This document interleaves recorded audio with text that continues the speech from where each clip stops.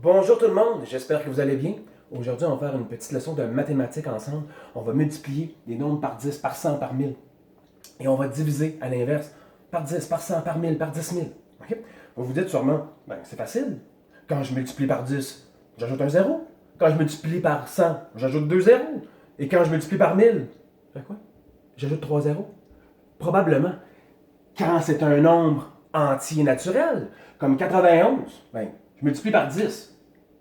Oui, je vais ajouter un zéro. Je multiplie par 100. Oui, je vais ajouter deux zéros. OK? Ça peut se faire comme ça. Mais pour comprendre le processus, il faut comprendre, il faut aller plus loin que ça. Il faut comprendre autre chose. Il faut comprendre le pouvoir de la virgule. C'est la virgule qu'on va manipuler ici. OK? Et je vous l'ai dit, chaque nombre entier a une virgule imaginaire à la fin. C'est important, il faut la placer.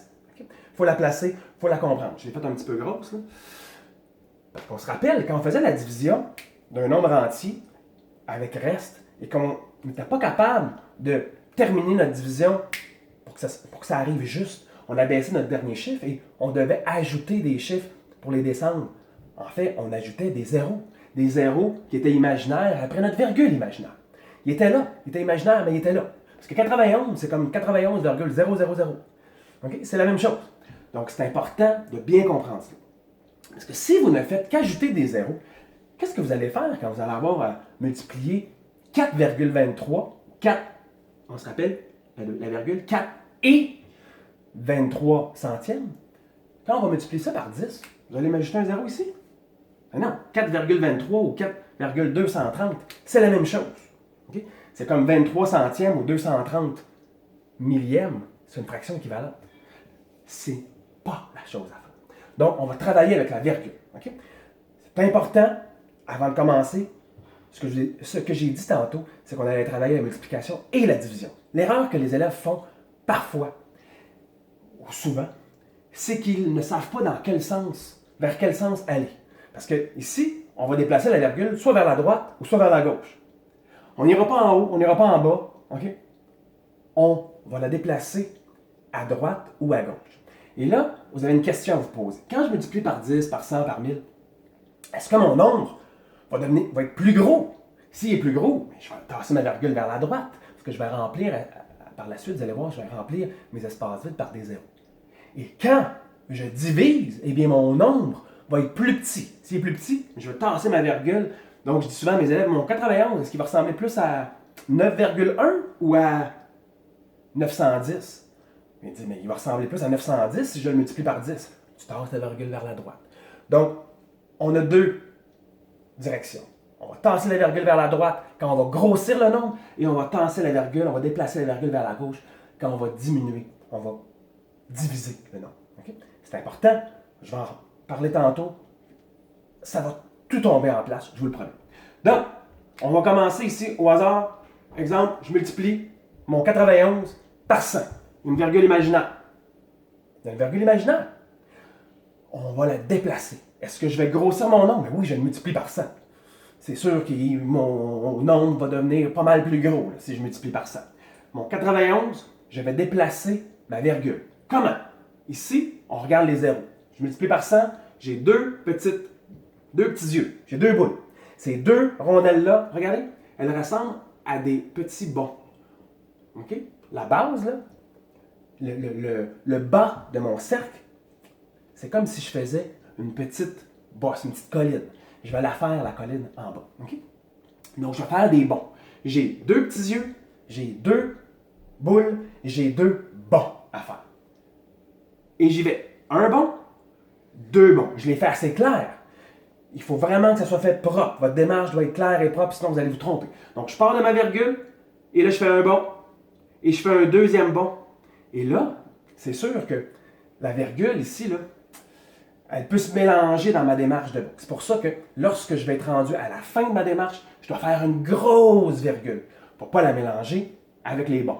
C'est bon? Alors, regardez bien. Un bon, deux bons, et je mets ma grosse virgule. Après ça, vous pouvez le réécrire, ce nombre-là, au propre, sans avoir à mettre des grosses virgules gigantesques. Non, c'est pour vous aider à ne pas vous tromper. Et une fois que j'ai les deux bons, évidemment, J'ai deux cases. J'ai deux cases vides. Je dois les remplir, pas avec un 8, avec un 9. Je les remplis avec des petits zéros. Okay? Et vous allez voir que c'est la même réponse que tantôt. Je parlais de 91 multiplié par 100, on ajoutait 2 zéros. 91 avec 2 zéros, c'est, on se rappelle, hein, on part à droite et on met nos nombres en blocs de 3. 3 blocs, et là, j'ai une autre maison. La maison des unités, la maison des 1000. Ici, après mon 9, je dis quelque chose. 9100. 9100, c'est 91 avec 2 zéros. C'est facile, parce que c'est un nombre entier, puis je suis habitué de multiplier par 10 et par 100. Mais quand je vais le diviser tantôt, mon 91, par 10 ou par 100, vous allez devoir comprendre la stratégie de la virgule. Je vous le promets. Là, je vais travailler la même chose, mais avec un nombre décimal. Ouh! Là, c'est pas on ajoute un 0, on ajoute 2 zéros. Et là, on va faire celui-ci. On va faire 4,23 fois 1000. On va compter les petites boules, les ronds, les zéros. Il y en a un, il y en a deux, il y en a trois. Trois yeux qui vous regardent pour savoir si vous allez faire la bonne chose. Et regardez, ces petites boules-là, ça ressemble à des petites collines, des petits bonds que je vais faire. OK? Je pars de ma virgule toujours. Je me pose la question. Là, je multiplie par 1000. Est-ce que mon nombre va être plus gros? S'il est plus gros, ma virgule, je vais la tasser vers la droite. Exemple, mon 4 va devenir 42 ou 423. Il ne deviendra pas 0,4. On doit se poser ces questions-là pour ne pas partir dans le mauvais sens. Donc, j'ai 1, 2, 3 bons. 3 bons. Je fais mes bons. Un bon. Et le bon doit se terminer après le chiffre. Okay, je ne fais pas un bon qui regroupe deux chiffres. Là. C'est important. On fait des bons à chaque position. Okay? Position ici, après le 2, je suis au 10e. Ensuite, je fais un autre bon qui s'en va tout de suite après le 3. Je suis rendu à la position des centièmes. Et je fais un autre petit bon ici. Je suis rendu à 3. 3 bons. Est-ce que je suis correct? Oui, je suis bon. Un bon, deux bons, 3 bons, et je place ma virgule gigantesque pour ne pas me mélanger avec mes bons. Et je remplis l'espace vide. Cette virgule-là n'existe plus. C'est pour ça que je la fais plus grosse. Elle n'existe plus. Donc, j'ai ma virgule imaginaire qui complète. Il n'y a pas de nombre après, il n'y a pas de chiffre après ma virgule. Ce n'est plus un nombre décimal. Et là, on regroupe un bloc de 3, mes unités. Après la maison des unités, c'est la maison des 1000. 4 dans mon espace. 1230. Donc, 4,23 fois 1000, c'est 4230. Okay? Donc, on va faire deux autres petits exemples pour la multiplication rapide, parce que je pense qu'on a compris le principe, mais je vais faire la division par la suite. Donc, exemple, si on prend 714 fois, on va faire fois 100, tiens, ok? On va faire fois 100 fois 100. Deux petites boules. Il y a deux petites boules. Il y a deux bons à faire. Hop, ma virgule imaginaire, elle est toujours après, mon nombre entier. Et là, je dois déplacer ma virgule de deux bons. Il y a deux boules, un bon, deux bons. Deux petites collines, ok? Deux petits bons. Un bon, deux bons, et je mets ma virgule imaginaire et on remplit. Un, deux. Et pour lire le nombre, on va à la droite en bloc de 3. J'ai 1, 2, 3, 1, 2, 3. On peut le couper ici, là, parce que là, j'ai pas d'espace pour faire ma petite maison. 71, 1400. OK? 3 blocs, maison des 1000, au début, maison des unités. Et si on allait plus loin, maison des millions, maison des 1000, maison des unités. Donc, unité, 1000, ça devient facile à lire. 71 1400. On lit toujours en bloc de 3. Ensuite, on va faire la multiplication d'un nombre décimal. On va faire 4,7, ok? 4,7 fois 10 000. Marqué, j'ai mis un espace. 10 000. Ouh, oui, je suis allé plus loin. Parce que c'est le même principe. J'ai combien de petits yeux qui me regardent? 1, 2, 3, 4. J'ai 1, 2, 3, 4. J'ai 4 petites boules, j'ai 4 petites collines. J'ai 4 petits bons. C'est bon? Et là, j'y vais. Et je ne vais pas trop loin. Je ne vais pas mettre deux chiffres dans la même case. Je vais aller tout de suite après mon 7 pour mon premier bon. Un bon, deux bons, trois bons, quatre bons. Est-ce que j'avais quatre bons? Un, deux, trois, quatre. C'est bon. Est-ce que j'ai quatre bons? Un, deux, trois, quatre. Après quatre, je mets ma virgule gigantesque et je remplis les espaces. Je remplis avec un, deux, trois.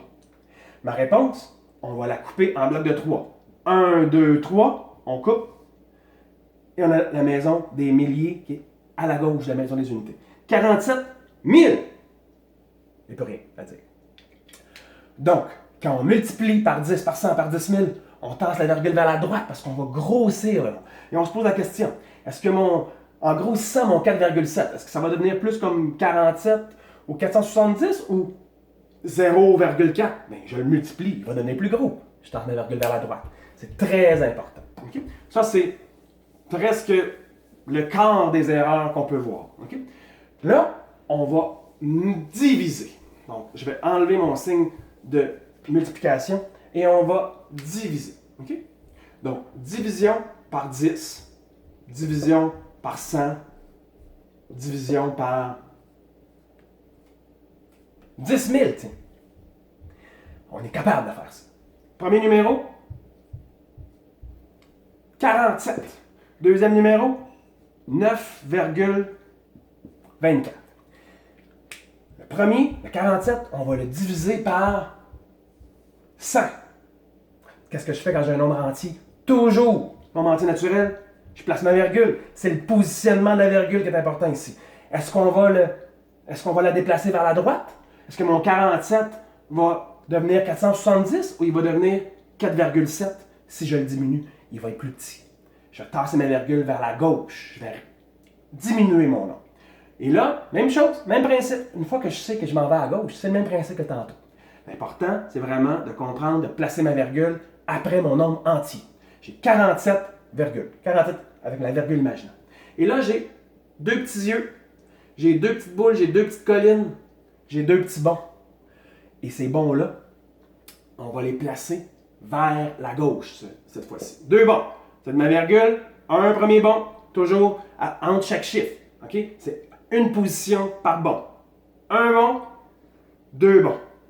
Et là, je place ma virgule imaginaire, la grosse virgule. Et là, j'ai une grosse virgule. Est-ce que je peux avoir rien, virgule 47? Eh non. Quand j'ai une virgule et qu'il n'y a rien il y a un seul espace ici, une seule position, je remplis avec un zéro. Donc, ici, ma réponse, c'est 0, ma grosse virgule, immense, virgule 47, donc c'est 47 centièmes. Ici, je fais la même chose. Le 9,24, mais je vais le diviser par 10 000. Ça n'a pas de bon sens. C'est bien trop difficile. C'est trop gros comme calcul. Pas du tout. On va juste positionner la virgule autrement. OK? On part 9,24. J'ai combien de bons? 1, 2, 3, 4. 4 yeux. C'est deux paires de yeux, ça. 4 yeux, 4 petites boules, 4 bons. 1, 2, 3, 4. On part tout de suite. On commence, on part de la virgule. Est-ce que je m'en vais vers la droite? Est-ce que je multiplie ou je divise? Je divise. Quand je divise, mon nombre va être plus petit. Donc mon 9, est-ce qu'il va ressembler plus à 92 ou 924? Ou il va ressembler plus à 0, il va être dans les zéros. Je diminue mon 9 de beaucoup. OK? Il est plus difficile celui-là. Mais c'est pour comprendre le principe. OK? En fait, il n'est pas plus difficile. Il faut juste s'assurer de bien faire la démarche. Donc, ma virgule, elle est ici. J'ai 1, 2, 3, 4. 4 bons, 4 positions. On fait les bons. Un premier bon qui va aller directement avant le 9. Un deuxième. Un troisième. Un quatrième avec la virgule gigantesque. Et là, on remplit. On ne remplit pas avec 36 et 48. On remplit avec les zéros. Cette virgule-là, vous le savez, elle n'existe plus. Okay? J'ai pris la peine de passer par-dessus. Ma grosse virgule, elle est ici. Et on remplit. 0, 0, 0 et un 0. Le 0 avec la grosse virgule. Je peux le réécrire. 0 avec la virgule immense, qui est moins immense ici parce qu'il n'y a plus de bon à faire ici. Je vais juste retranscrire le nombre. 1, 2, 3, j'ai 3 zéros avec un 9, un 2 et un 4. OK? C'est très petit. Ce n'est pas nécessairement un nombre que l'on va utiliser dans nos choses très régulièrement, dans nos calculs. Wow! Mais ça se peut très bien qu'on ait ce genre de multiplication ou de division là, à faire, surtout au troisième cycle, cinquième, sixième année. On est capable, déplacement de virgule vers la droite, déplacement de virgule vers la gauche, on fait nos bons et on doit aller dans la bonne direction. Quand on multiplie, on passe vers la droite, quand on divise, on passe vers la gauche.